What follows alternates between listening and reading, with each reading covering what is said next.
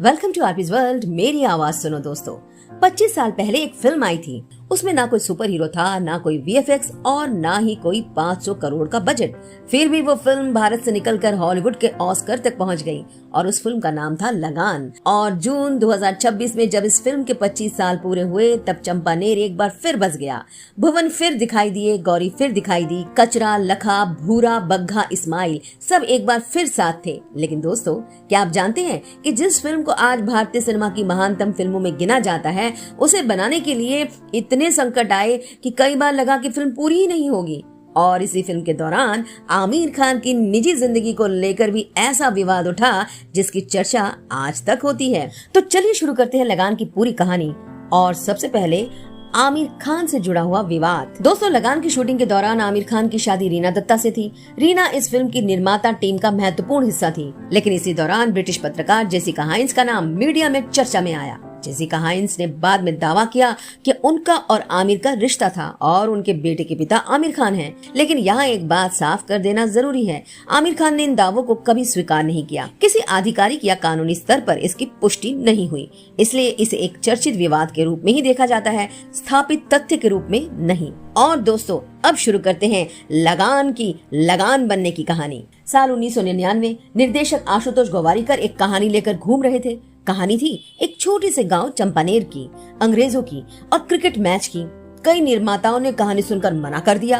किसी ने कहा गांव के किसान क्रिकेट खेलेंगे, किसी ने कहा इतनी लंबी फिल्म कौन देखेगा, किसी ने कहा इसमें पैसा डूब जाएगा। लेकिन एक आदमी था जिसे भरोसा था और वो था आमिर खान। आमिर ने फैसला किया कि अगर कोई निर्माता नहीं मिलेगा तो वो खुद निर्माता बनेंगे और यहीं से आमिर खान प्रोडक्शंस की शुरुआत हुई।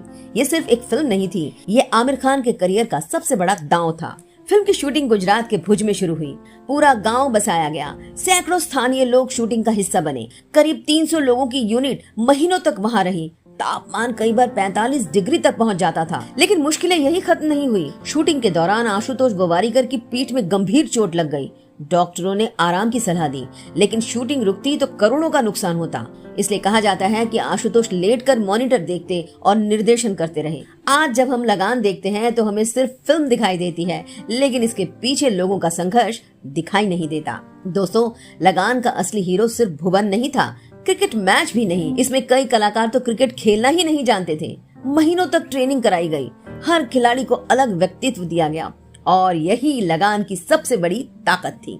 कचरा, लखा, भूरा, बग्घा, इस्माइल, गोली, देवा, हर किरदार याद रह गया। और जरा सोचिए, 25 साल बाद भी कितनी फिल्मों के गाने लोग सुनते हैं। लगान के सारे गाने आज भी जिंदा है। संगीत दिया था AR रहमान ने, गीत लिखे थे जावेद अख्तर ने। बारिश आती है तो याद आता है खनन खनन, शादी होती तो सुनाई देता है राधा कैसे न जले, और जिंदगी मुश्किल लगती है तो कानों में गूंजता है चलो चलो। शायद इसी वजह से लगान सिर्फ फिल्म नहीं रही, एक एहसास बन गई।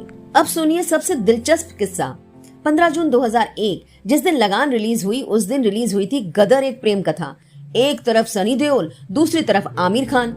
एक तरफ पाकिस्तान की कहानी, दूसरी तरफ अंग्रेजों के खिलाफ क्रिकेट की लड़ाई। गदर ने बॉक्स ऑफिस पर तूफान मचा दिया, लेकिन लगान ने कुछ और जीत लिया। लोगों का सम्मान, आलोचकों का प्यार और पूरी दुनिया का ध्यान। धीरे धीरे लगान की चर्चा विदेशों तक पहुंचने लगी। फिर भारत ने इसे एकेडमी अवार्ड्स यानी ऑस्कर अवार्ड्स में भेजा और इसके बाद इतिहास बन गया। लगान best foreign language film category की अंतिम 5 फिल्मों में पहुंच गई।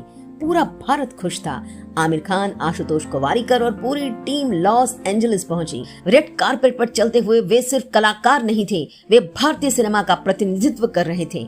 हालांकि पुरस्कार नहीं मिला, लेकिन लगान जीत चुकी थी, क्योंकि मदर इंडिया और सलाम बॉम्बे के बाद लगान तीसरी भारतीय फिल्म बनी जो ऑस्कर के अंतिम 5 नामांकनों तक पहुंची। लेकिन दोस्तों, जब पूरी दुनिया लगान की तारीफ कर रही थी, तब फिल्म की हीरोइन का सफर कुछ और दिशा में जा रहा था। ग्रेसी सिंह यानी गौरी। लगान के बाद उन्होंने मुन्ना भाई MBBS और गंगा जल जैसी सफल फिल्मों में काम किया, लेकिन इसके बाद उनका करियर धीमा पड़ गया। कई लोगों का मानना है कि उनकी सादगी वाली छवि उस दौर के ग्लैमरस बॉलीवुड में फिट नहीं बैठी, और कुछ लोग कहते हैं कि उन्होंने खुद लाइमलाइट से दूरी बना ली। लेकिन एक बात तय है, ग्रेसी सिंह भले सुपरस्टार न बन सकी, लेकिन गौरी अमर हो गई। और अब आते हैं उस पल का जिसका इंतजार हर लगान प्रेमी को था। 13 जून 2026 मुंबई। एक एक करके कलाकार मंच पर आने लगे। आमिर खान यानी भुवन, ग्रेसी सिंह यानी गौरी, पॉल ब्लैकथॉर्न यानी कैप्टन रसेल, रेशल शेली यानी एलिजाबेथ, आदित्य लखिया यानी कचरा, यशपाल शर्मा यानी लखा, रघुवीर यादव यानी भूरा, आमीन हाजी यानी बग्घा, राज जोशी यानी इस्माइल, अखिलेंद्र मिश्रा यानी अर्जुन लोहार, दयाशंकर पांडे यानी गोली, प्रदीप रावत यानी देवा सिंह सोढ़ी। 25 साल बाद भी लोग इन कलाकारों के उनके असली नाम से नहीं, उनके किरदारों के नाम से याद करते हैं और यही लगान की सबसे बड़ी जीत है। और जब पूरा कलाकार दल मंच पर एक साथ खड़ा हुआ तो लोगों को एहसास हुआ कि 25 साल बीत गए हैं। किसी के बाल सफेद हो चुके हैं, किसी के चेहरे पर झुर्रियां आ गई हैं, लेकिन कचरा आज भी कचरा है, गौरी आज भी गौरी है, भुवन आज भी भुवन है। और शायद यही वजह है कि लगान सिर्फ सुपरहिट फिल्म नहीं बनी, ये फिल्म भारतीय सिनेमा की यादों का हिस्सा बन गई। 25 साल बाद भी लोग लगान को नहीं देखते, उसे जीते हैं। 25 साल पहले चंपानेर के किसानों ने अंग्रेजों को हराया था और 25 साल बाद उन्होंने समय को हरा दिया। क्योंकि कुछ फिल्में हिट होती हैं, कुछ सुपर हिट होती हैं, लेकिन लगान जैसी फिल्में इतिहास बन जाती हैं और इतिहास कभी बूढ़ा नहीं होता। दोस्तों, अगर आपने लगान देखी है तो कमेंट में जरूर बताइए आपका पसंदीदा किरदार कौन था। और हाँ, जाते जाते हाइप करना ना भूलें। शुक्रिया दोस्तों, आरपीज वर्ल्ड मेरी आवाज सुनो को सुनने के लिए। और हाँ, वीडियो पसंद आए तो शेयर करने के साथ साथ सब्सक्राइब भी कीजिए।